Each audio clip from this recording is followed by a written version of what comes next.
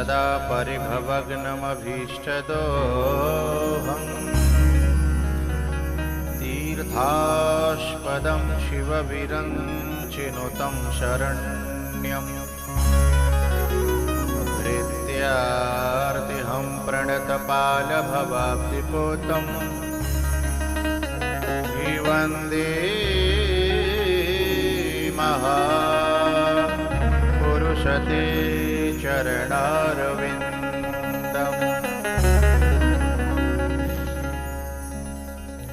श्रीमन्महागणाधिपतये नमः।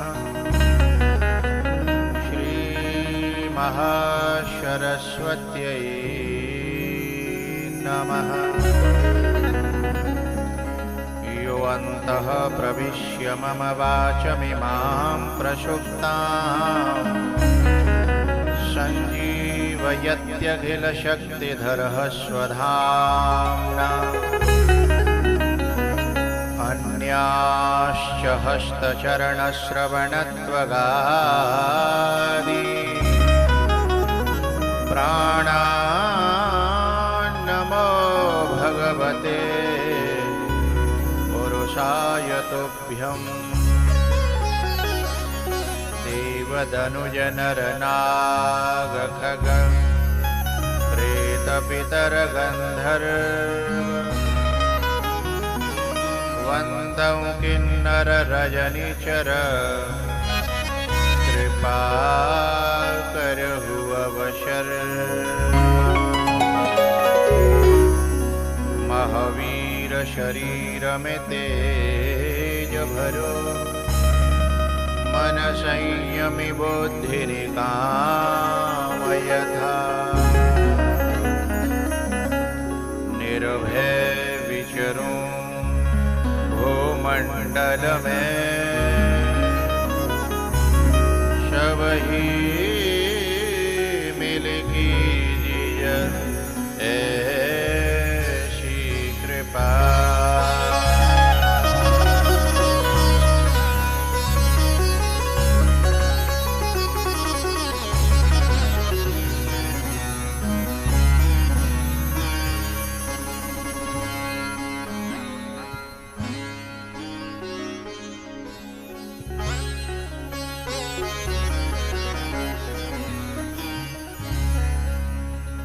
अनंत श्री विभूषित जगत अर्चनीय वंदनीय प्रातस्मरणीय श्री सद्गुरुदेव भगवान के पवित्र चरणों में मैं हृदय से बार बार नमन करता हूँ।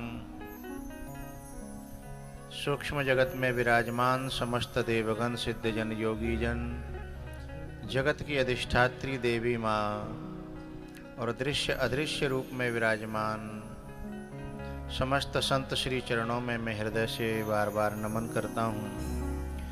चैनल के माध्यम से देश विदेशों में जुड़े हुए मेरे प्रिय श्रोताजन और मेरे सन्मुख विराजमान दूर दूर से आए हुए अपने सभी प्रिय श्रोताओं को भगवत भाव से मैं नमन करता हूँ।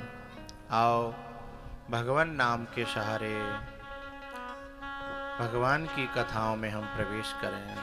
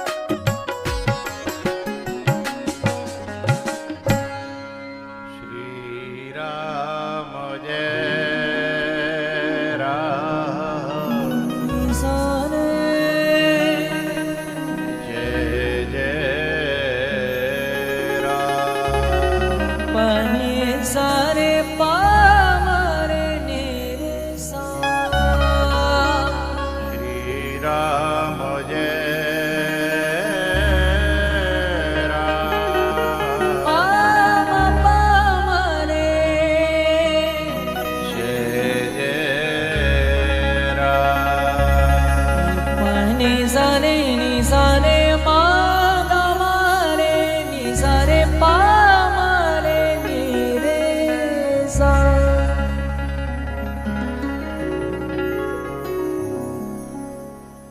हमारे प्रीतम सिंह जी का पूरा परिवार एक जगह बैठ करके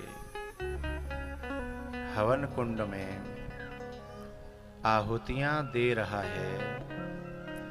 ये कितना सुंदर लग रहा है।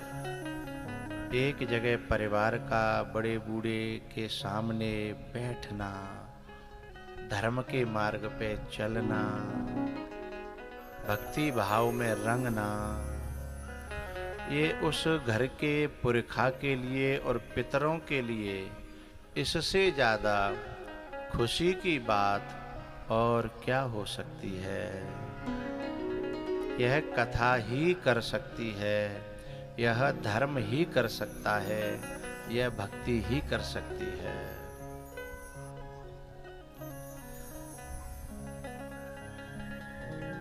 इस देश के महापुरखा पितामह भीष्म भी अपने परिवार को एक करते करते करते करते करते मर गए, पर एक कर नहीं पाए। हाँ? एक करते करते प्राणों का त्याग तो कर दिया, पर एक नहीं कर पाए।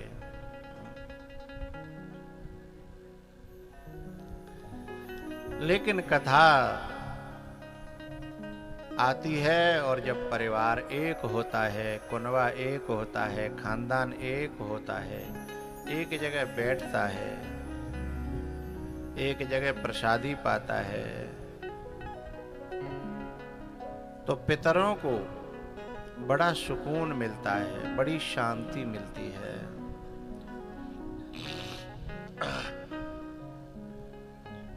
भैया कल बात चल रही थी, पितामह भीष्म से मिलने के लिए भगवान जा रहे हैं और कह क्या रहे हैं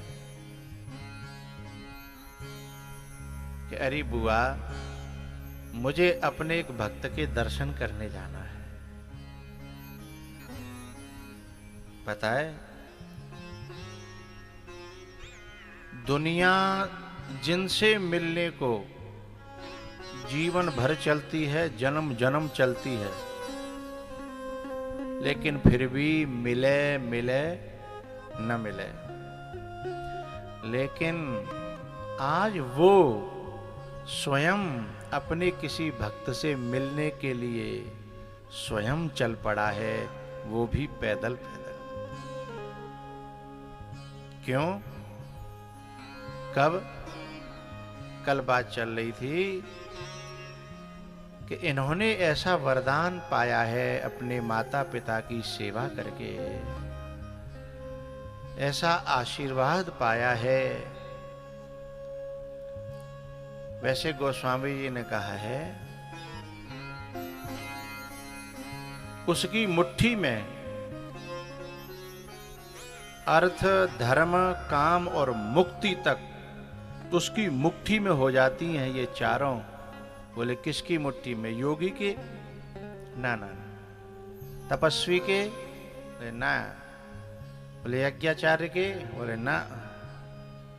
बोले वेदों का पाठ करने वाले के? बोले ना।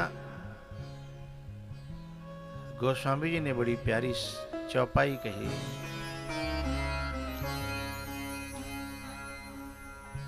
चारे पदार्थ। चार कौन से? धर्म, अर्थ, काम और मोक्ष। ठीक है?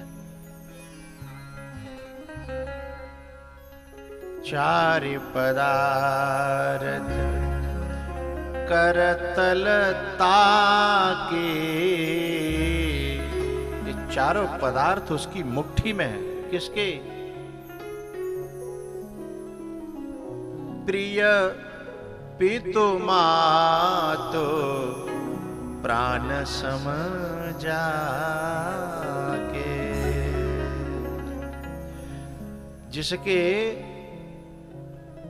जिसको अपने माता और पिता प्राण के समान प्रिय है।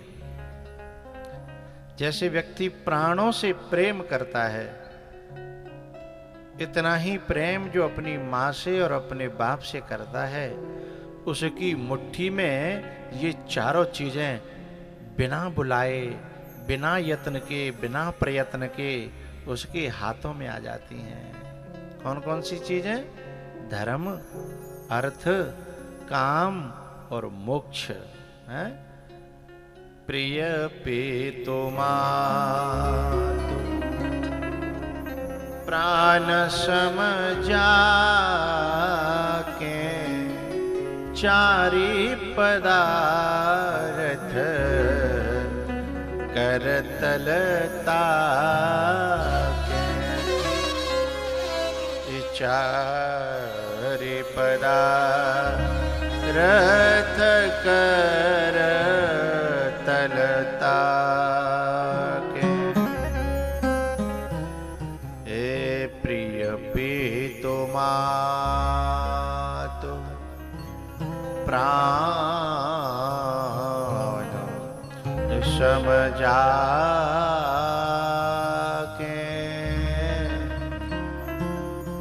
प्रिय पेतो मातु प्राण सम जाके। ऐसा ही एक महापुरुष बाणों पे पड़ा हुआ है जिसकी चर्चा चल रही है। प्रिय पेतो मातु प्राण सम जाके चारि पदारथ। कन्हैया क्या है? कन्हैया धर्म का साक्षात रूप है, मोक्ष का साक्षात रूप है, हैं? कामनाओं को देने वाला, सारी कामनाओं का चलता फिरता स्वरूप है, अर्थ का स्वरूप है, लक्ष्मी का पति है। अर्थ माने धन, पैसा, लक्ष्मी, और ये उसका पति है, चलता फिरता स्वरूप है। तो चारों, जैसे कहते हैं 2 in 1, 3 in 1, 4 in 1 है। ऐसे धर्म, अर्थ, काम और मोक्ष चारों एक ही में सिमट करके आ गए कन्हैया में। अब वो चारों का बना हुआ एक रूप अब अपने आप चल करके जा रहा है। जे में सरता सागर में जाई, यद्यपि ताहि कामना नाहि। ते में सुख संपत्ति वे नहीं बुलाई, धर्मशील पहे जाए सुभाए।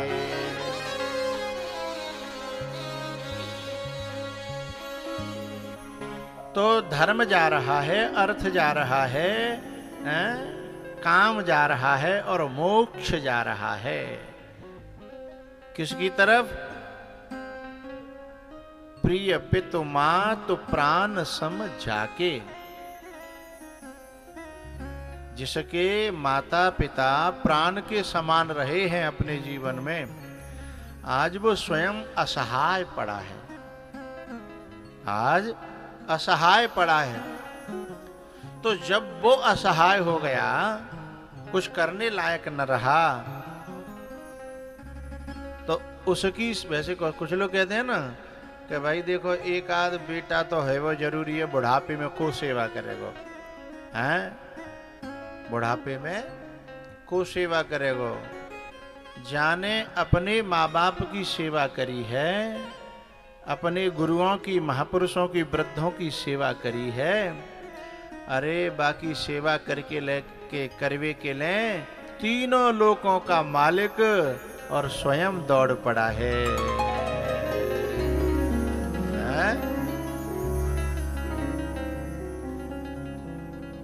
हम सोचते हैं कि अपने बालक पालेंगे, बड़े करेंगे तो बुढ़ापे में काम आएंगे हैं। अब बुढ़ापे में वो कितने काम आ रहे हैं उन्हें देख लो। प्रत्यक्षम किम प्रमाणम। और जिन्होंने ठाकुर जी की सेवा करी, बड़े बूढ़ों की, वृद्धों की सेवा करी, उनके लिए ठाकुर जी कैसे काम आ रहे हैं उसका प्रमाण देख लो। जब कन्हैया पितामह की तरफ चले हैं पांडवों के साथ, प्रणाम किया अर्जुन ने, तो भीष्म बाबा ने पूछा, बेटा तेरे रथ का सारथी नहीं आया क्या? भगवान थोड़े इनसे पीछे थे, एक लुका छुपी का खेल खेल रहे थे भीष्म जी के साथ। बोले बेटा अर्जुन, बोले हाँ बाबा। बोले तेरे रथ को हाकन हारो ना आयो? आए हैं बाबा, आपके सिर के पीछे थोड़ी दूर खड़े हैं। तब भीष्म जी बोले बिल्कुल सही जगह खड़े हैं। इन आंखों ने इतना बुरा बुरा देखा है, इन आंखों ने इतना गंदा गंदा देखा है जो नहीं देखना चाहिए था। चीरहरण नहीं देखना चाहिए था, जुआ बोलते जाइए नहीं देखना चाहिए था, हैं? पांडवों को लाक्षागृह में जलाने का जो षड्यंत्र हुआ वह नहीं सहन करना चाहिए था, वगैरह वगैरह, ठीक है। और वो सब इन आंखों ने देखा। एक बात बताऊं, हमारे कान गंदे हो जाते हैं तो हम क्या करते हैं, हम एक नारियल की सीख तोड़ेंगे, उन्हें एक रुई लपेटेंगे और कान साफ कर लेते हैं। लेकिन सही बताएं, उस रुई से, उस नारियल की सीख से कान साफ नहीं होता। बोले तो ये कान जो है निंदा से गंदा होता है, चुगली सुनने से गंदा होता है, पाप सुनने से गंदा होता है। हाँ या ना? ये तो ऊपर की सफाई है।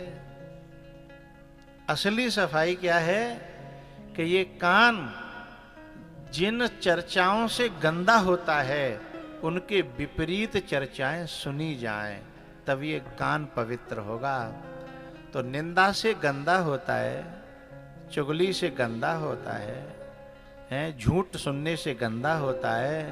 तो भगवान का यश, भगवान के गुण, भगवान की कथा सुनने से ये कान पवित्र होता है।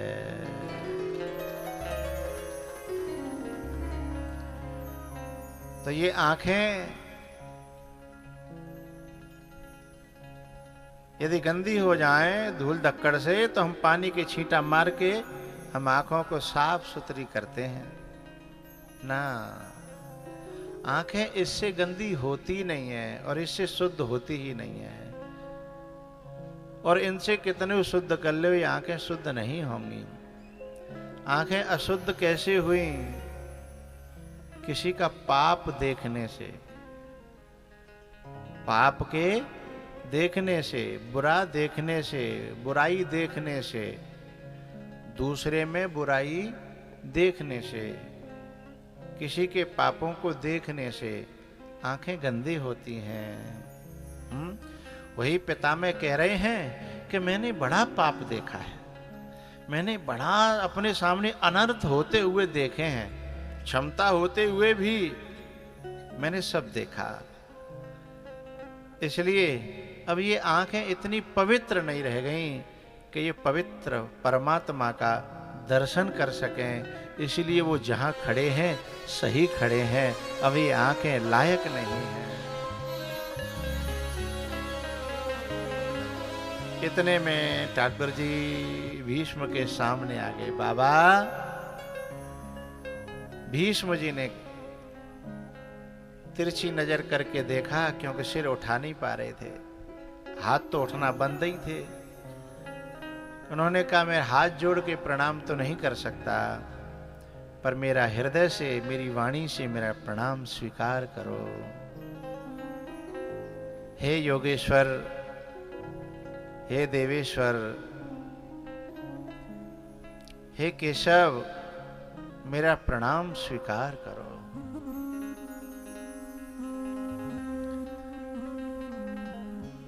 कन्हैया का मन गदगद था अपने भक्त को देख करके।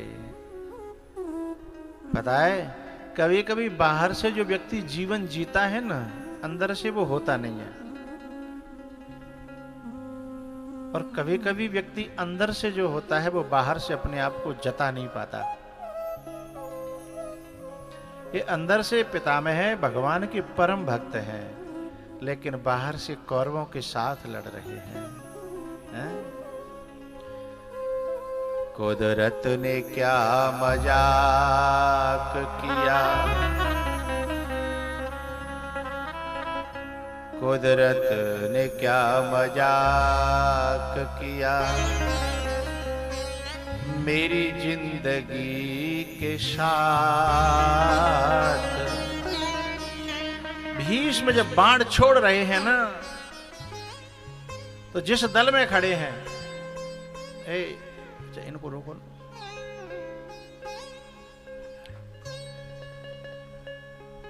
यहां जो कार्यकर्ता था वो कहां चला गया?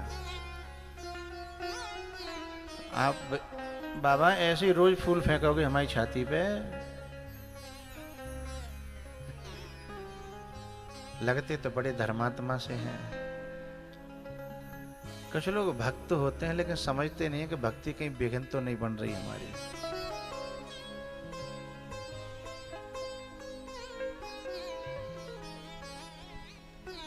पितामह भीष्म जो है कौरव दल में खड़े हैं, लेकिन आप सब लोग बताइएगा, क्या दिल से कौरव दल में हैं भीष्म? हाँ, जब युधिष्ठिर आए रणांगण में, उनसे कह दिया विजयी भव। अब लोग खड़े हैं इधर और आशीर्वाद दे रहे हैं उधर। तो कुदरत ने क्या मजाक किया, ये मेरी जिंदगी के साथ। मैं हूँ किसी के साथ, मेरा दिल किसी के साथ। मैं हूँ किसी के साथ, मेरा दिल किसी के साथ।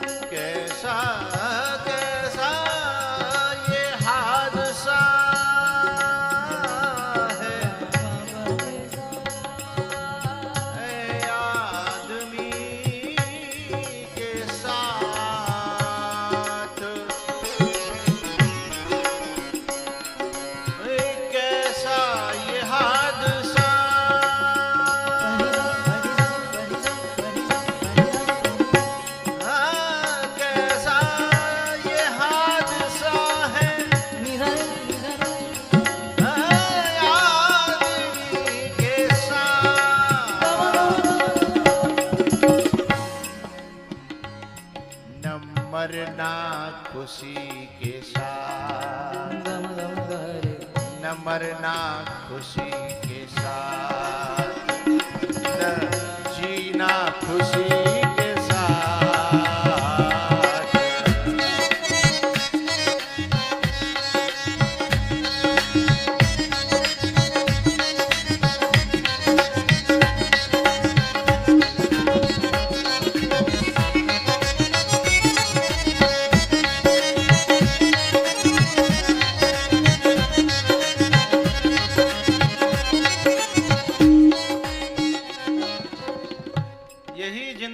कड़वा सच है, तन से भले ही कौरवों में रहे, संसार में रहे, लेकिन मैं हूं किसी के साथ, मैं हूं किसी के साथ, मेरा दिल किसी के साथ।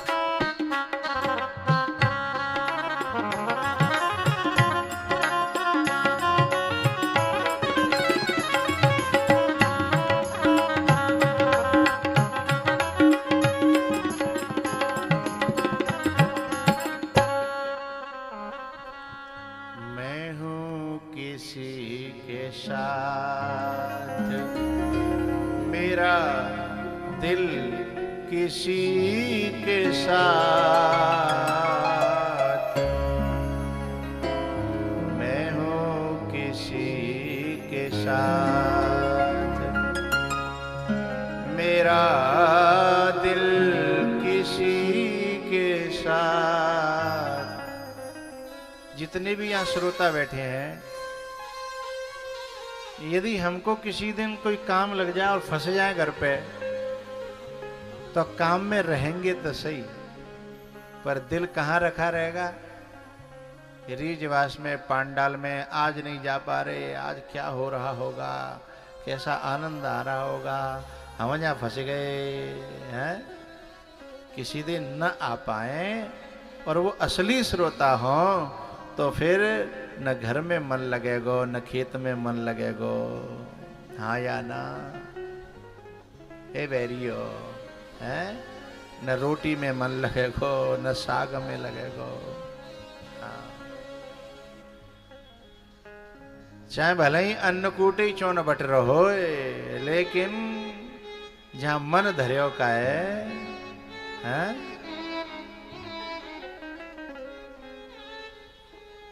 अच्छा, वो आड़े में ले ले, नया कलाकार था। हाँ। मैं हूँ किसी के साथ, मेरा दिल किसी के साथ। कल हमने कहा था ना, कपास के गूलर में जकड़ी हुई रुई जब बाहर खिल करके निकलने का प्रयास करती है, तो कोई न कोई बीन नहारी है, उसके प्रयत्न को देखती है, तो फिर किसी दिन उससे मुक्त कर देती है। तीन अवस्था, तीन गुण, ते कपास ते काड़। उन्हें त्रिगुण से उसे मुक्त कर देती है। जो त्रिगुण युक्त था, वही त्रिगुण मुक्त हो जाता है। भीष्म जी कहते हैं, भगवान आपका बड़ा इंतजार था और भरोसा था आप आओगे, और ये भी भरोसा था कि आप किसी के भरोसे को तोड़ते नहीं हो, क्योंकि आप इंसान नहीं हो, आप मनुष्य नहीं हो। आप परमात्मा हो, आप महात्मा हो, इसलिए आप भरोसे को तोड़ोगे नहीं। मुझे ये भी भरोसा था।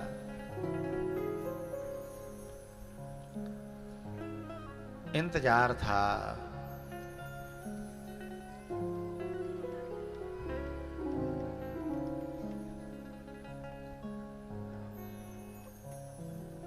ये द्वापर युग की बात चल रही है।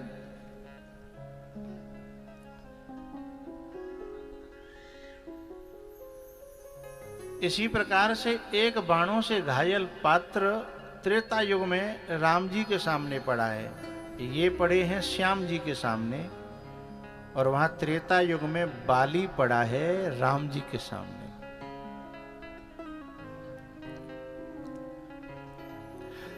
अच्छा, बाली को राम जी ने छुप करके मारा था, सब जानते हैं इस बात को। अच्छा, आज के परिप्रेक्ष्य में घटाइए, जब कोई किसी को छुप करके मारता है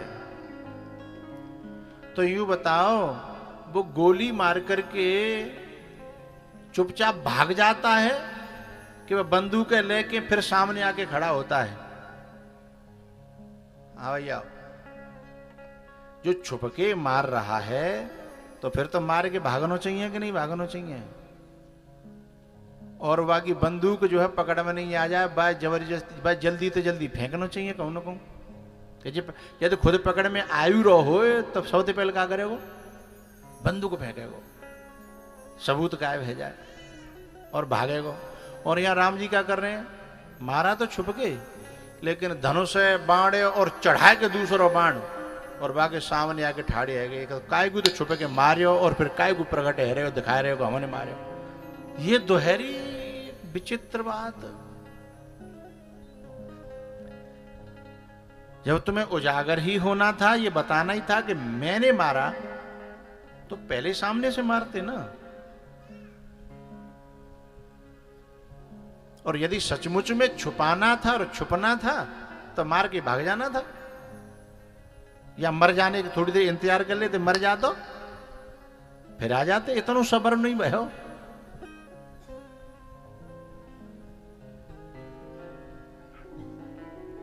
वहां राम ने स्वयं बाली पर बाण का प्रहार किया है, और यहां भी कन्हैया ने प्रहार करवाया है। अर्जुन कर नहीं रहा था। अर्जुन तो घबरा गया था, मेरे बाबा, मेरे पिता में, मेरे पुरखा हैं। लेकिन भगवान कहते हैं मार रहो है कि ना मार रहो। अंतर इतना है, दोनों जगह मार तो राम ही रहे हैं। उस समय हाथ भी राम के हैं और यहां हाथ अर्जुन के हैं। स्वयं भगवान कहते हैं, अर्जुन पांडवानाम धनंजय, मैं पांडवों में अर्जुन मैं ही हूं। ये तेरे हाथ तेरे नहीं है, ये तेरे हाथ मेरे हैं। तो दोनों जगह एक तरह से राम के ही हाथ हो गए ना। तो जब भगवान मारना चाह रहे थे छुप करके, तो सामने क्यों आते हैं? भगवान व्यक्ति को नहीं मारना चाहते, समझिएगा। कभी कभी आप लोग आपस में पारिवारिक तुम्हारा झगड़ा होए तो हम लोग क्या कहते हैं आपस में कि मोए वो बुरा ना लगत हो, पर बा में जे बुराई आ गई है, मैं चाह रही हूं कि वो जो बुराई छोड़ दे। मेरो है मैं गले से लगाऊंगा, पर वो यूं कहे कि पियता रहे, जुआ खेलता रहे, चुगली करता रहे, मेरे पीठ पीछे छुरा झोंकता रहे मेरी पीठ में, और फिर भी वो मेरा बना रहे। ऐसा कैसे हो जाएगा? मुझे उससे घृणा नहीं है, वो मेरा भैया है, पर बा में जो बुराई आ गई है फलाने के कुसंग से, ये बुराई हमारे खानदान में अच्छी नहीं लगती। मुझे बुराइयों से नफरत है और वो समझता है कि मुझसे नफरत है। मुझे उससे नफरत नहीं है। तो भगवान यही कहते हैं कि मुझे जीव मात्र प्यारा है, क्योंकि मेरा अंश है। ईश्वर अंश, जीव अविनाशी। क्योंकि मेरा अंश है और किसी को अंश वंश बुरा लगेगा नहीं, बुरा लगेगा। पर उसमें जो बुराई आ गई है, हैं? अच्छा, भगवान आपने देखा होगा भगवान अलग अलग तरह के प्रहार करते हैं। कुंभकर्ण के सिर काटते हैं, हाथ काट देते हैं। रावण के सिर काट देते हैं, हाथ काट देते हैं, तो भी बात नहीं बनी, तो फिर नाभि में भी मार देते हैं, तब बात बनी। तो रावण और ये क्या नाम है इसका, बाली, ये तो मित्र थे। जब बा के सिर काटे तो जा को सिर नहीं काट सकते, हाँ या ना? काटे तो सकते कि नहीं? मूड हलाओ करो, फिर क्यों सिर नहीं काटा भैया? क्योंकि इसके सिर में दोष नहीं था, इसके दिल में दोष था। और रावण के सिर में भी दोष था, हाथों में भी दोष था, बाकी नाभि तक दोष था, हैं? भगवान वहीं वहीं प्रहार करते हैं जहां जहां विकार है, हैं? बात समझ में आ रही ना सबके? तो भगवान को व्यक्ति से दुश्मनी नहीं है।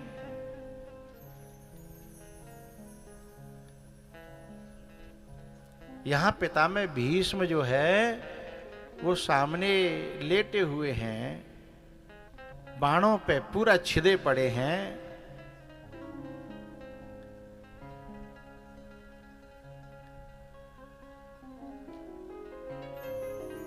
कन्हैया से कहते हैं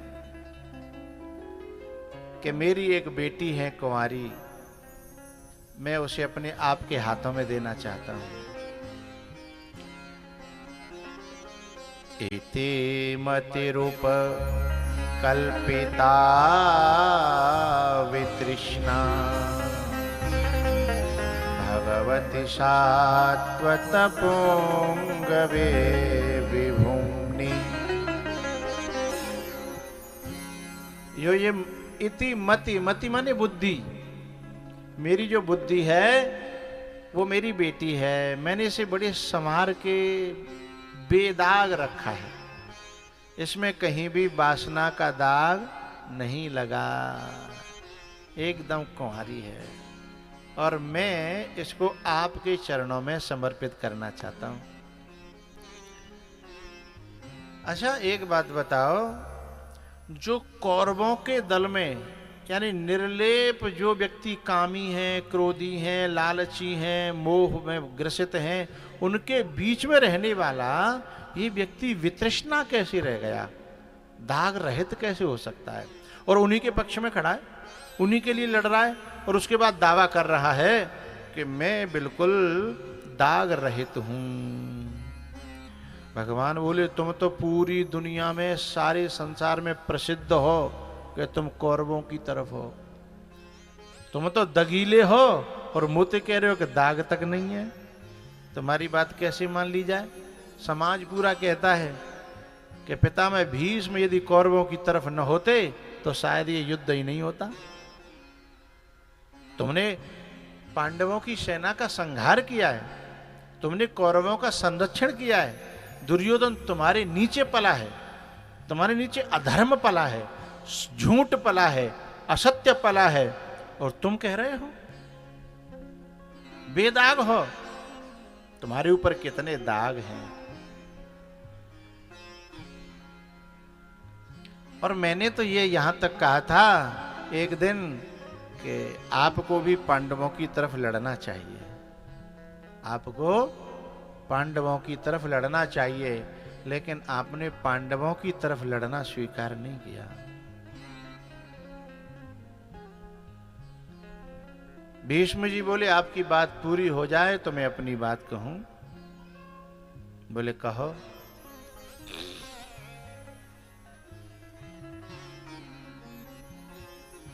बोले, आप तो कह रहे हो कि मेरी बात नहीं मानी, पर मैंने तो आपकी ही बात मानी है। बोले, मेरी बात? हां, आपकी बात मानी है। बोले, मेरी बात कैसे मानी है? बोले आपकी बात ऐसे मानी है कि त्रेता युग में बंदर, भालू और राक्षस युद्ध में दोनों तरफ से मरे।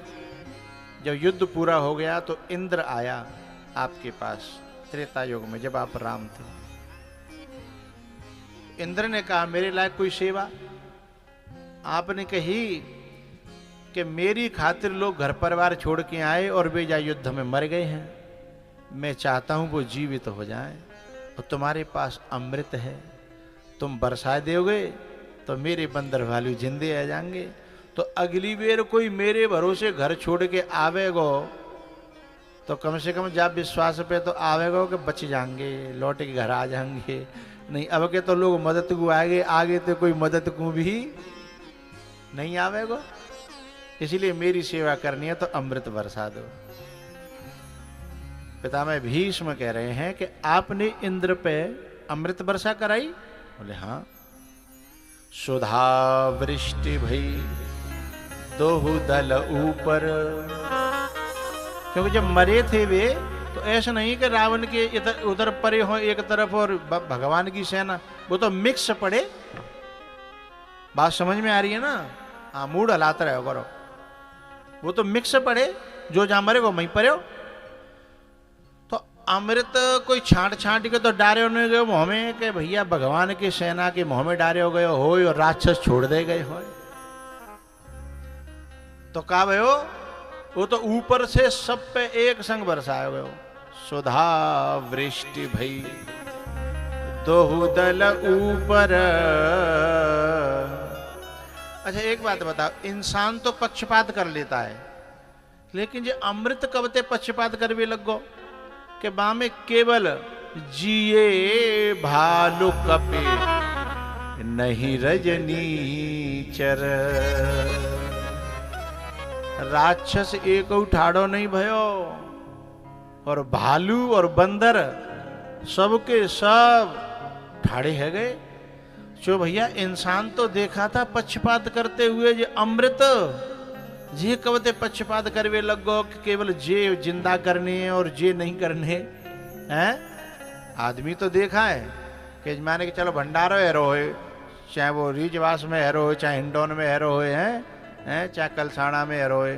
तो भंडारे में ऐसा देखा जाता है कहीं कहीं कभी कभी कि खीर की बाल्टी सीधे सरपट भागी जा रही है पल्ले कोने पे, और बीच में 100 लोग रह गए। चो भैया जिनकी सकोरिया खाली ना है, जिनको दोनों खाली है यहाँ पसद है, बोले यहाँ ना है, वो सीधो बा कोने पे जा रहा है। तो कौन पूछी बा कोने पे क्यों जा रहे हो? रे बोले वहां अपने लोग बैठे हैं, अपने लोग वहीं बैठे हैं। तो इंसान तो पक्षपात करता हुआ मालूम पड़ता है, पर जो अमृत कब ते पक्षपात करवे लगो कि जिए भालू कपे रही नहीं रजनीचर। सुधा वृष्टि भई दोहु दल ऊपर। सुधा वृष्टि भई दोहु दल ऊपर। भैया अमृत पक्षपात कर वो दिखाई दे रहा हो ना, लेकिन अमृत कोई पक्षपात नहीं कर रहा। तो क्या जो राक्षस थे वे सब मुक्त हो गए। जो मुक्त हो जाता है वो यदगत्वा न निवर्तन्ते तद धाम परमम मम, वो भगवान के धाम को पहुंच जाता है और वहां से लौटना नहीं होता।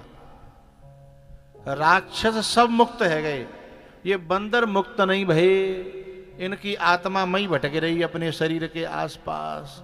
कैसे दोबारा जिंदो है जाए, जिंदो जैसी अमृत परे हो सोई घुस परे हैं, सोई ठाड़े है गए, आनंद आएगा। अब एक और शंका है गई कि भैया जो भगवान की तरफ से लड़ रहे वे मुक्त नहीं भये, और जो राक्षस आता है और रावण की तरफ से अधर्म की तरफ से लड़ रहे वे मुक्त है गए। पितामह भीष्म कह रहे हैं कि भगवान वे राक्षस जो है ना वे मुक्त भये और बंदर मुक्त नहीं भये। तो मैं तो मुक्ति का मार्ग खोज रहा था। जब आपने कहा था कि पांडवों की तरफ से लड़ लेना, तो मैं समझ गया कि त्रेता में आपकी तरफ से जो भी लड़े हम एक मुक्त नहीं भयो, और रावण की तरफ से जो भी लड़े वे सब मुक्त है गए, ताते मैं तो दुर्योधन की तरफ से लड़ो। बोले जाके पीछे कारण का है? क्योंकि जब लड़ाई हो रही थी तो राक्षसों का मुख परमात्मा की तरफ था और बंदरों की पीठ परमात्मा की तरफ थी। हाँ या ना? क्यों भैया? बंदरों की पीठ परमात्मा की तरफ थी और राक्षसों का मुंह परमात्मा की तरफ था। और भगवान का यही डिम डिम घोष है कि सन्मुख होई जीव मोहि जवहि जन्म कोटि अघ नासहि तबहि। ये राक्षस जो थे वे भगवान की तरफ दर्शन करते हुए, याद करते हुए लड़ रहे थे, तो इनके मन और मस्तिष्क पर, हृदय पर भगवान छपे थे, और बंदर के मन और मस्तिष्क पर राक्षस छपे थे। इसलिए आपको पता है कन्हैया, जिस समय आप युद्ध कर रहे थे, आपने उपदेश भले ही अर्जुन को दिया था कि माम अनुस्मर युद्ध च, पर मैंने उपदेश का अक्षर से पालन मैंने किया, मैंने युद्ध भी किया और आपका स्मरण भी किया। जब मैं बाण छोड़ता था तो आपकी छवि मेरे दिल में बसी होती थी। मुझे लगता था कि मैं मर भी जाऊं ना तो मुक्त हो जाऊंगा। त्रिभुवन कमनम तमाल वर्णम रविकर गौरवराम्बरम दधाने।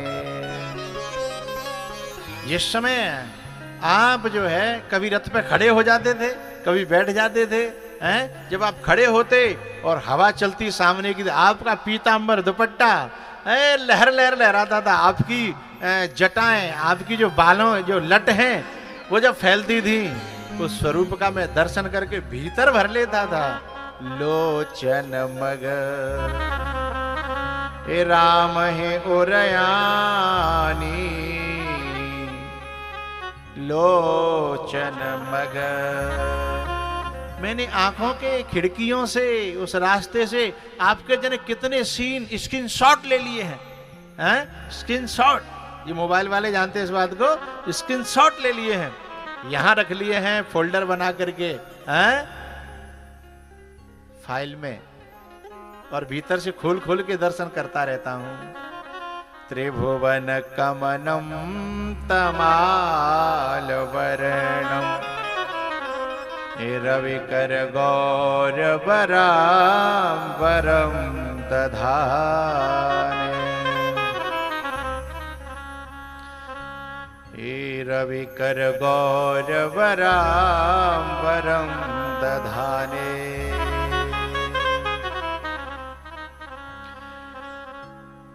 मम लोचन गोचर सोई आवा, मम लोचन गोचर सोई आवा। वेद पुराण शास्त्र योगी यति जिसका वर्णन करते हैं, लेकिन बाद में कहते हैं न इति न इति न इति नेति नेति,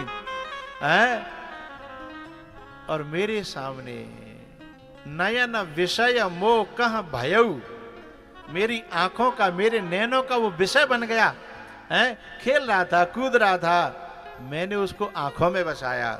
उसका परिणाम है कि आप स्वयं चल करके मेरे पास आए हो।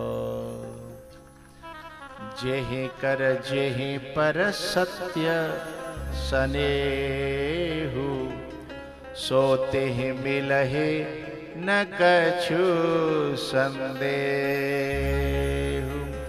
सोते ही मिलहे न कछु संदेहु। भैया भीष्म जी जो है भगवान से कह रहे हैं कि आपकी तरफ से युद्ध करने में मैं ये फायदा नहीं पा सक रहा था जो अब मुझे मिला है। त्रिभुवन कमनम तमाल वरणम रविकर गौरवराम्बरम दधाने। अब आप बताइए मेरी बुद्धि वितृष्णा है या नहीं है, हैं? मैं हूं किसी के साथ, मेरा दिल किसी के साथ। अब ये बताइए तन का महत्व है कि मन का महत्व है? आपने तो गीता में कहा है मय्येव मन आदत्स्व मयि बुद्धिम निवेशय। आपने ये नहीं कहा कि मय्येव तन आदत्स्व ना, आपने कहा मय्येव मन आदत्स्व। आपने मन मांगा है, तन नहीं। तो मैंने मन आपको दिया। आपने बुद्धि मांगी है, मैं बुद्धि आपको दे रहा हूं। इति मति रूप कल्पिता वितृष्णा भगवती सात्वत पुंगवे विभुम्नि, मैं आपको दे रहा हूं। बताइए आप। तब भगवान मुस्कुराए कि तुम तब भी जीते, मैं हारा, और आप हे पिता मैं अब भी जीते और मैं हारा।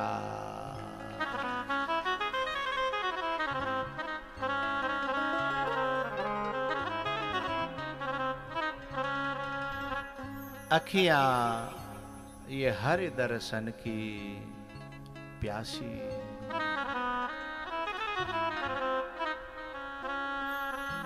ठाकुर जी प्यास जरूर बुझाते हैं, लेकिन प्यास हो, है ना। अखियां हरि दर्शन की प्यासी। हरि दर्शन की प्यासी अखियां हरि दर्शन की प्यासी।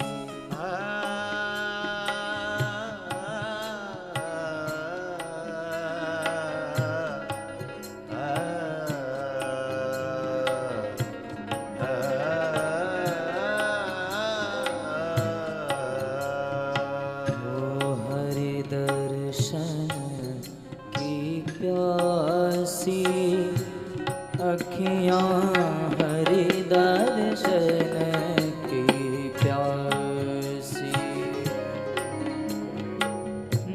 देखो चाहत कमल नयन को, देखो चाहत कमल नयन को, निस दिन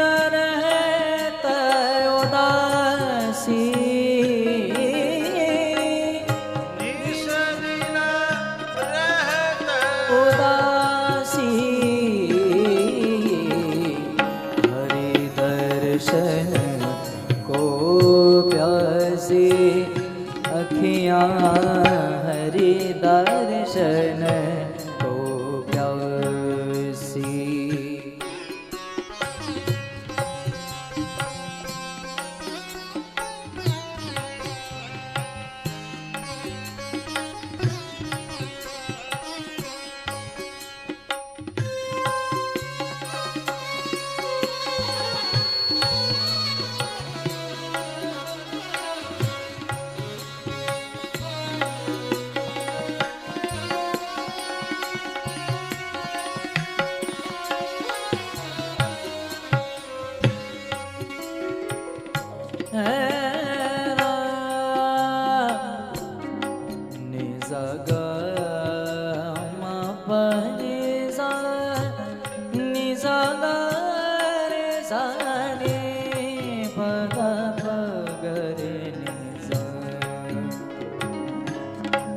केसर तिलक मोतियन माला, केसर तिलक मोतियन माला, वृंदावन को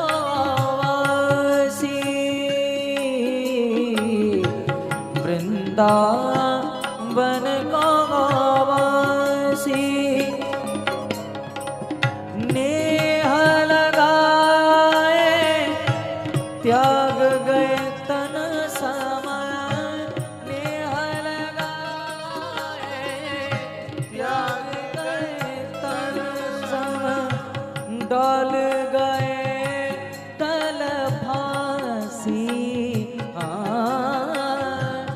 डाल गए तल फांसी अखियाँ हरि दर्शन को प्यासी अखियाँ हरि दर्शन को प्यासी अखियाँ हरि दर्शन को प्यासी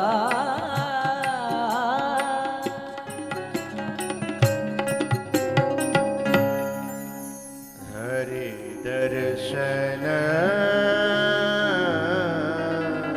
की प्यास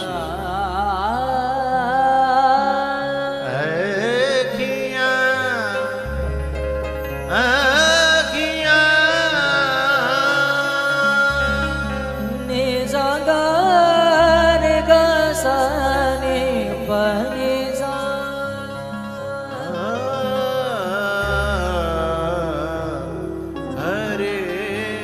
दर्शन की प्यास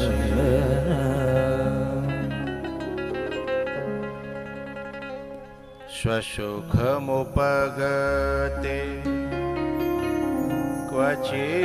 क्वचिद् विहर्तुं प्रकृतिमुपेयुष यद्भव प्रवाहः